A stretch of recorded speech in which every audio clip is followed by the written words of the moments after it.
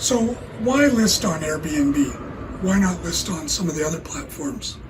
I simply think Airbnb is the best. They only take 3% of your cut. The software is very easy to use, very user-friendly.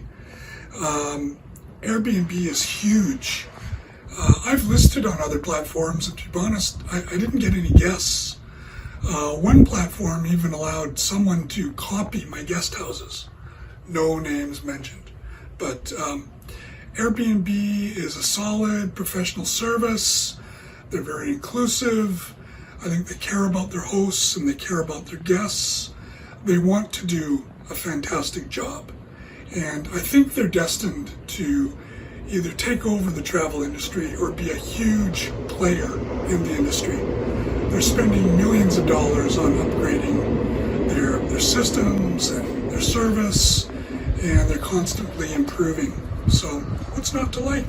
Yeah, it's the number one service.